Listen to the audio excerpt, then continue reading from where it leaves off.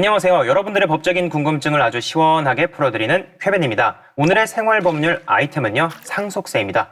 이에 관련해서 아주 속 시원하게 설명해 주실 오태경 변호사님 모시겠습니다. 예, 저는 오태경 변호사라고 합니다. 주로 담당하는 업무는 기업법, 외국환거래법 등입니다. 최근 삼성 이건희 회장의 사망으로 상속세에 대한 국민들의 관심이 엄청나게 높아졌습니다. 네. 이게 뭐 수십억, 수백억대가 아니라 이제 조 단위의 상속세가 나올 것이다라는 얘기가 나오고 있는데 상속세란 과연 뭐죠?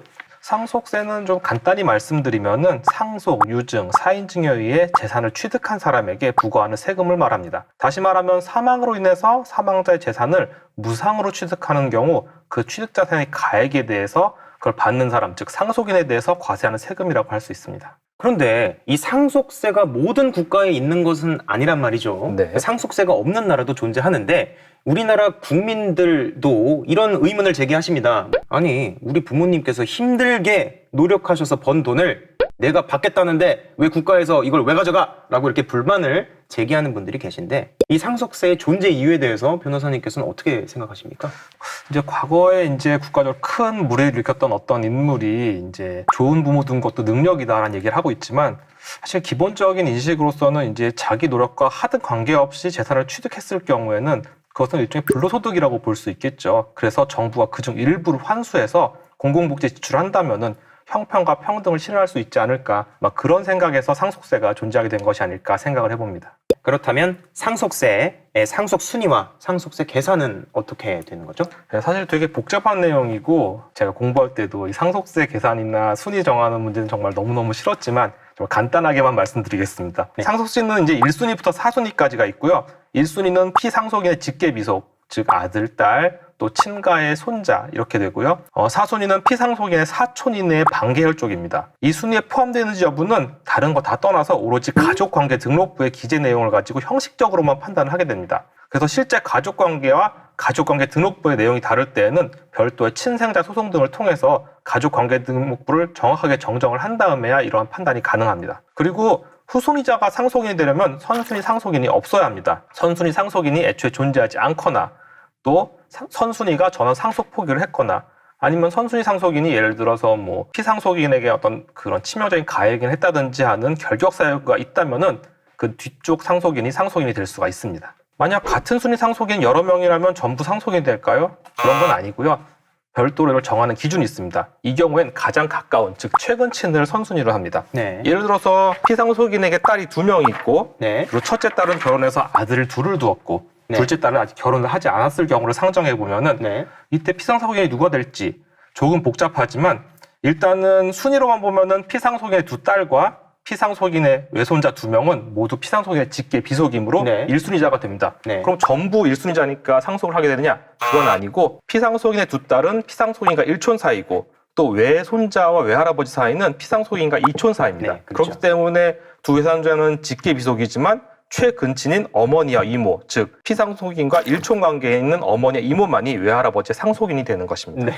너무 길어서 좀 복잡하긴 하지만 그래도- 최대한 간단히 말씀드렸습니다. 다음으로는 이제 상속세 계산 역시 상당히 복잡하지만 간단히 세율만 좀 소개를 해드릴게요. 이제 1억 원 이하면은 과세 표준의 10%가 되고요.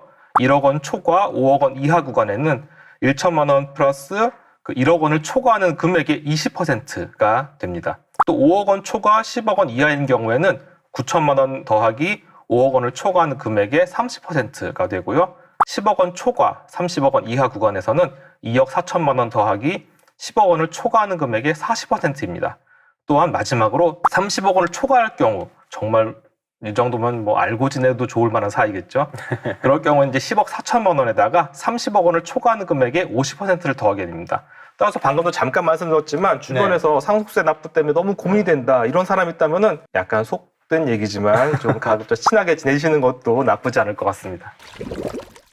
그렇다면요, 이 상속세, 탈세가 아니라 절세 하는 방법도 있을 거라고 생각이 되는데요. 이 변호사님께서 아시는 이 절세 방법은 어떻게 되죠? 일단 기본적으로는 뭐 법으로 인정하는 방법을 선택하는 것이 가장 좋겠죠. 여기에 이제 상속세를 낼 때 공제를 받을 수가 있습니다. 배우자와 자녀가 있는 경우에는 배우자 공제 5억과 일가 공제 5억을 합쳐서 최소한 10억을 공제받을 수 있습니다. 이 얘기는 다시 말하자면은 고인의 적극 재산이 10억 원 이상 정도 되어야 상속세를 부담한다고 생각하시면 되겠습니다. 네. 그래서 따라서 고인의 적극 재산이 10억 원이 넘지 않는다면 상속세를 부담하시지 않아도 되고요. 그 이외에도 상속 개시일 이전에 10년이 경과해서 법적 상속인에게 증여를 한 재산의 경우에는 상속 재산에서 제외가 됩니다. 그만큼 이제 세금이 적용되지 않겠죠. 네. 그래서 이걸 활용해서 생전 증여로 상속세 부담을 어느 정도 줄일 수 있습니다. 다만 이제 어쨌든 증여를 받아도 증여세를 내기 때문에 그렇죠. 고인의 적극 재산이 이제 위에서 설명한 대로 상속재산이 많아질수록 누진이 되기 때문에 이 누진세율이 적용될 정도로 상속재산이 많아야 생전 증여를 통해서 어느 정도 즉 네. 증여세보다 좀 그 많은 이제 상속세를 낼 정도 되어야 이런 방식의 공제가 가능하다고 볼 수 있겠습니다. 네, 아니 그렇다면요.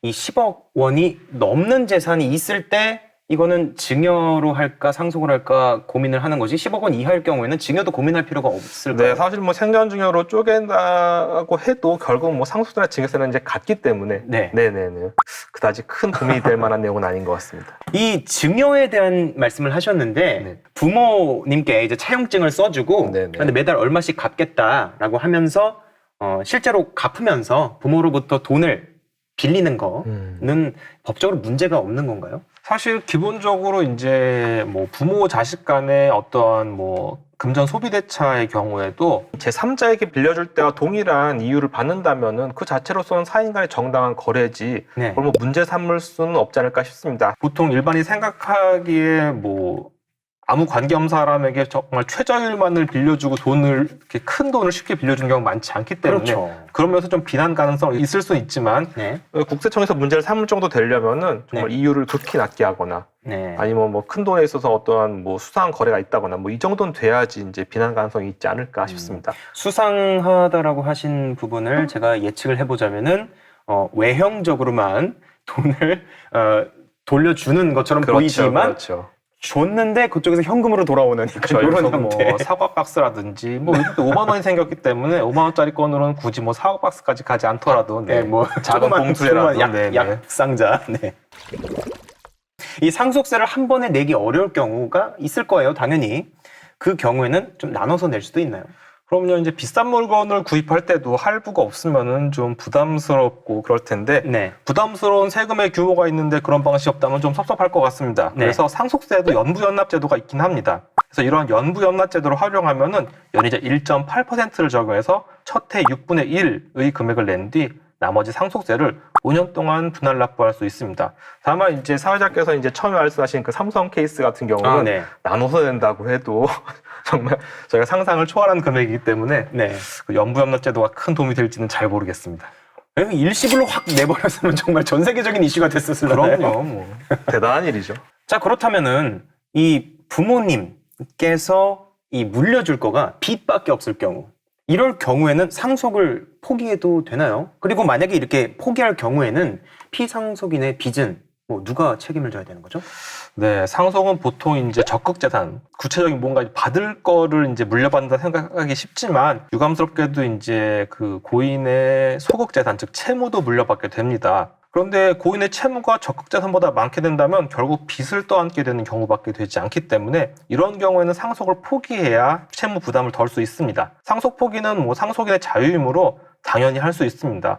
뭐 채무자에겐 좀 미안한 얘기지만 하지만 이제 만일 상속을 포기하고 상속을 포기하지 않는 다른 상속인이 없다면 고인이 채권자에겐 정말 안 되는 일이지만 피상속인이 진 빚은 돌려받을 수 없게 되죠. 그냥 소멸하게 됩니다.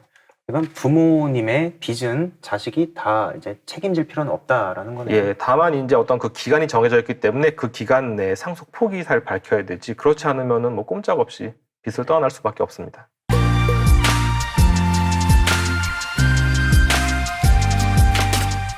오늘 이 상속세 그리고 상속에 대해서 아주 명쾌하고 자세한 설명을 해주셔서 너무 감사드립니다. 감사합니다. 네, 여러분들께서도 이 오 변호사님께서 설명하신 거 잘 이해되셨죠? 앞으로도 쾌변을 통해 여러분들께 속 시원한 법률 지식을 알려드릴 테니까요. 저희 쾌변 구독과 좋아요 한번 부탁드립니다. 감사합니다. 감사합니다.